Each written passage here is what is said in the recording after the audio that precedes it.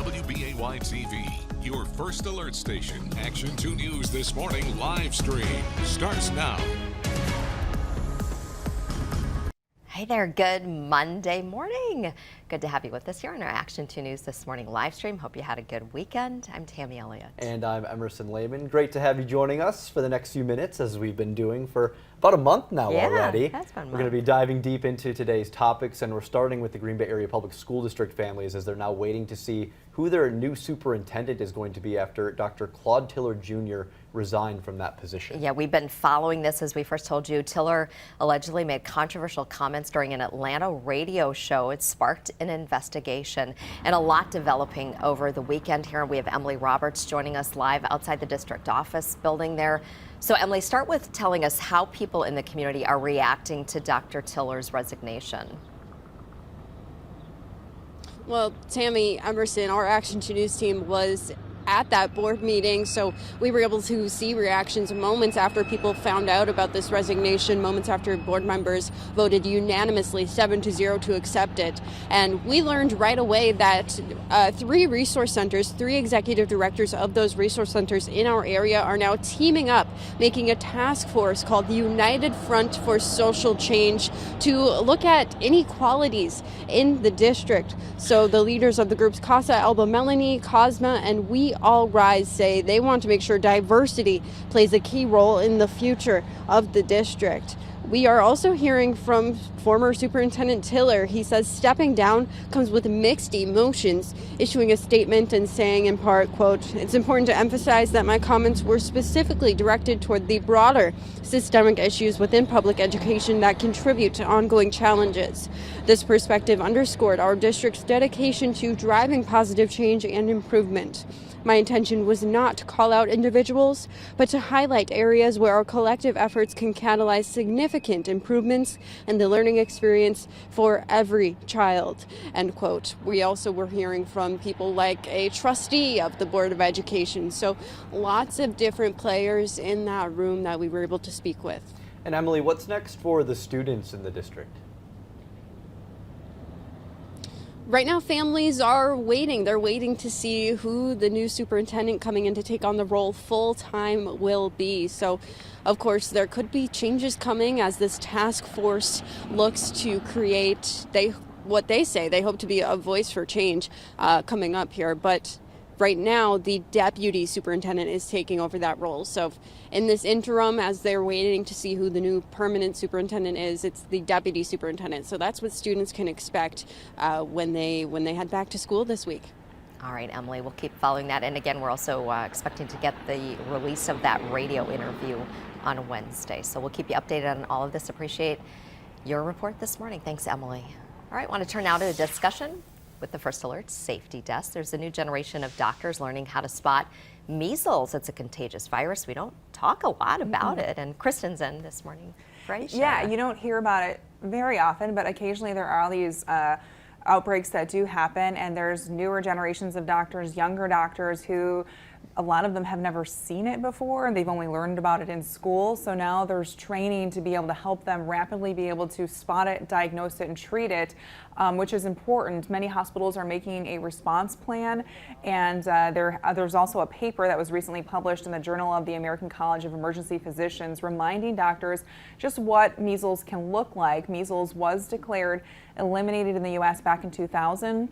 Because most Americans are vaccinated, some doctors say they may not even consider the virus as a possible diagnosis if a child did come in, say, to the ER with a fever and a rash. But over the last several years, there have been those isolated measles outbreaks that I was mentioned, and that includes one last year in Wisconsin, and there were several cases reported then in Milwaukee. And measles is very contagious. According to the Centers for Disease Control, an infected person can spread the virus to up to 10 close contacts, and the symptoms include a high fever and cough, along with pink eye, followed by a rash that lasts between 5 to 6 days, and that starts all the way up at the hairline and goes down to your hands and feet.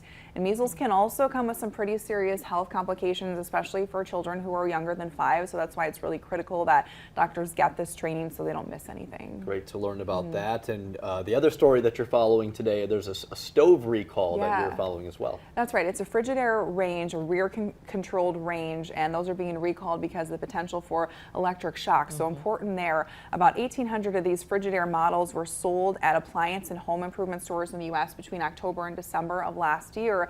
And this is what they look like. You can see the recall involves several different model numbers. They are being recalled because the control panel on the back of the ranges could detach from the unit, causing a potential for electrocution or shock. So far, no injuries have been reported, but they do want to recall these just in case. If you have one of them, you're urged to stop using it and wait until it can be repaired. If you do have one, we have a link on our website, WBAY.com.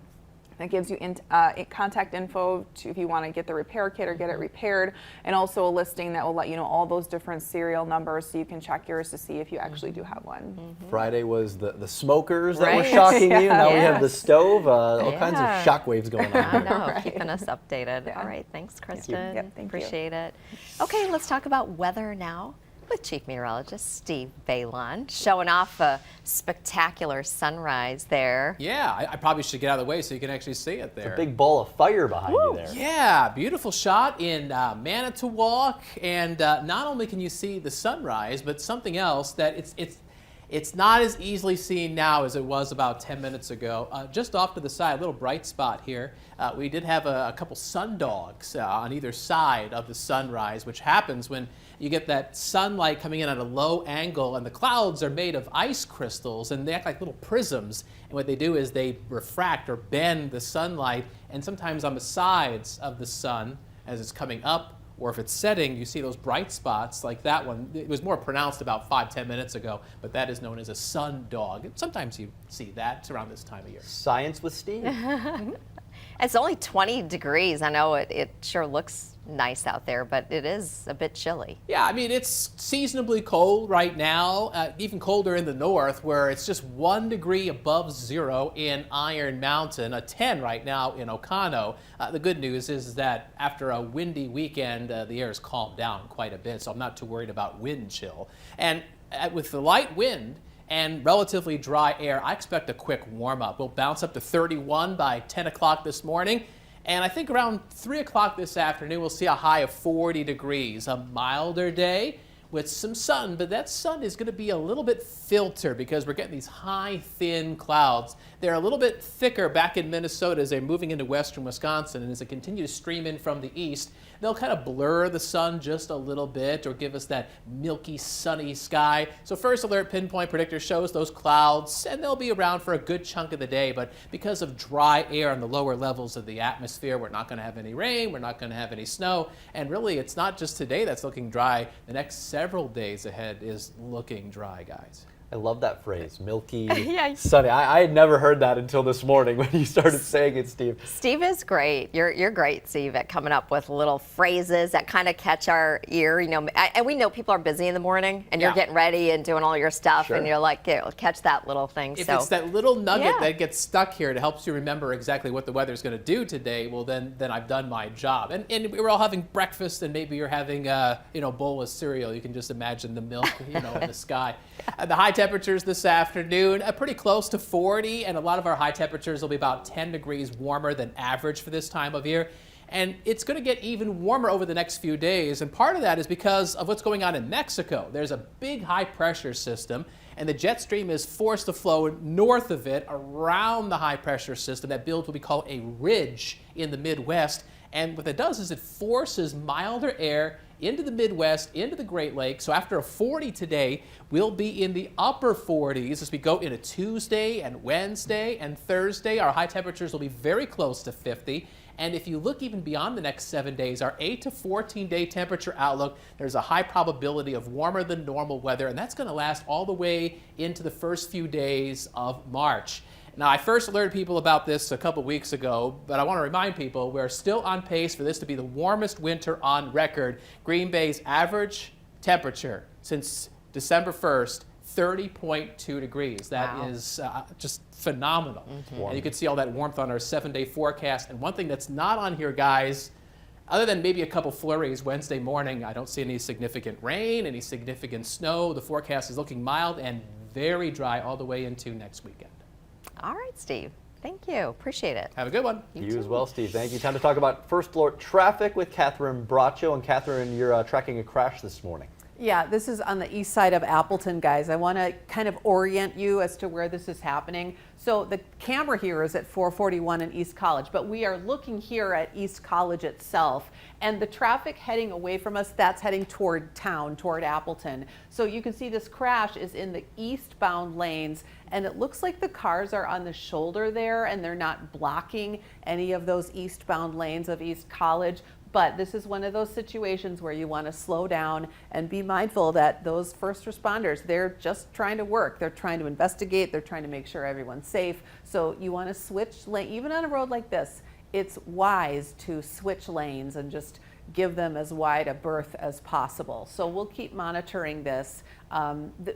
They may be waiting for a tow truck here, waiting to pull those cars out of the way, but for now, they're clearly still working in that area. Okay. Any other issues with the commute this morning so Well, far? We are seeing just a few slippery stretches. Overall, things are okay, but the DOT is talking about some slippery stretches kind of like along the bay and lakeshore here in Manitowoc County, where you see the pink, that's 42 and 310. Then Door County as well, 42 and 57 looking slippery, and up in Marinette County on 41 and 64, you could run into a slippery stretch here or there. All right. Appreciate it. Thanks, Catherine.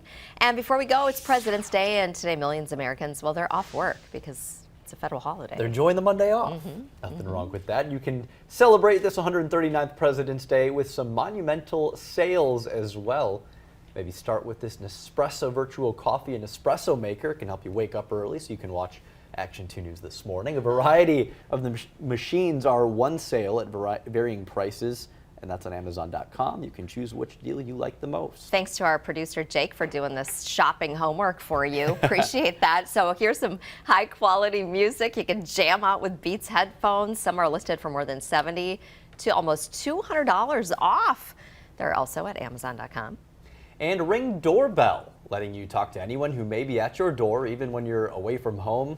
They're also great to keep you and your family a little safer from possible intruders. Many models are on sale for a lower price today. Yeah, a lot of retailers like to use President's Day to advertise some sales. Good excuse for some sales, Also right? want to talk about presidents because it is President's Day. Some fun facts that our producer Jake also looked up for us.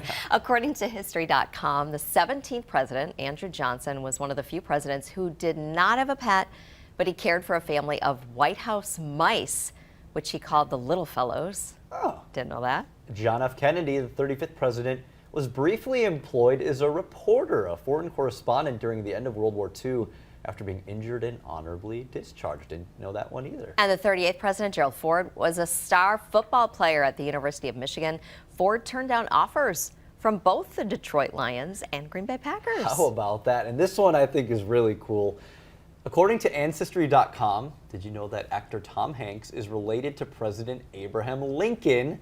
He's related to Lincoln's mom, Nancy Hanks. However, Hanks says members of his branch of the family are either cousins or in-laws from the Lincoln family.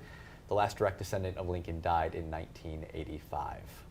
The more you know. There you Learning go. all about Yeah. history on this President's Day. And you're learning all about adventures in Wisconsin. This is super Yes. cool, debuting your new series today. Yes, looking forward to that. So the first one, we went to the village of Stockbridge. Now, sturgeon spearing there, for some people, they say, oh, it's just a fun thing to go do during the winter. But in Stockbridge, it's like a rite of passage.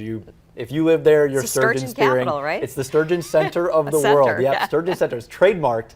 And so we've showed that Mother Nature this year has not been very cooperative for the sturgeon spearers. As you can see, just the images right there, all the open water out there.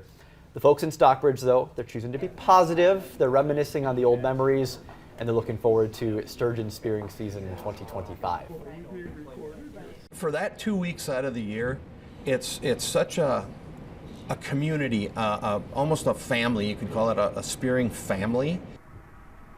Now tonight at 6, the debut of my series, as Tammy said, Wisconsin Adventures. We're going to head to Stockbridge to learn more about the village and its history and what makes the sturgeon spearing so special. And he called it a big Spearing family. Yeah. Definitely got that feel there. And we were hoping to get out on the ice. When we planned this, we wanted to go out and experience it, what it's like actually on the lake.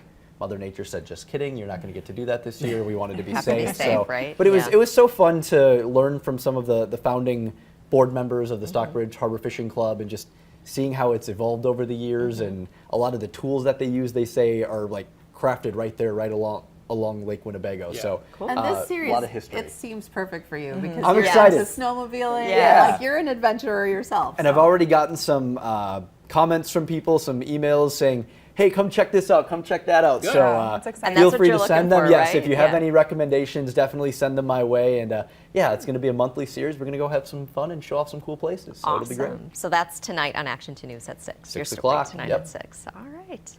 Well, that is great. Anything else anybody got? Well, to I was chime in wondering, here? actually, is there any adventures you're hoping that you're going to go on that are not scheduled as of yet? Ooh, I'm like, someone mentioned like a sailing course. And I know there's a few of those options around the bay. I think that one would be pretty cool.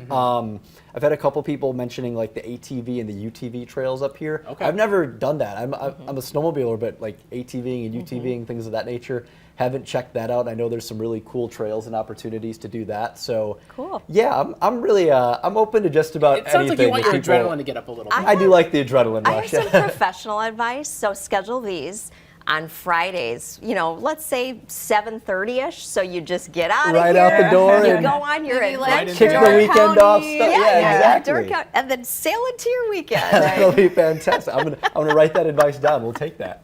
I remember the first time I was on ice in Wisconsin. It was way back in 2008, and I was terrified. I was up in near Rhinelander where I started on Lac View Desert, and it was cold. I mean, the ice was thick, and I was like, well, people do this? They drive on the ice? I mean, I was from Detroit, you know what I mean? So I had the ice picks around my neck. I was like, if I go in, like, I'm getting out. Like, You were prepared. Yes. So, Those crazy Wisconsinites out there. but it was a cool experience, so yeah. That's awesome. All right, guys. Well, thanks for spending some time with us here. We're going to get ready for our Good Morning America cut-in with Steve and Catherine.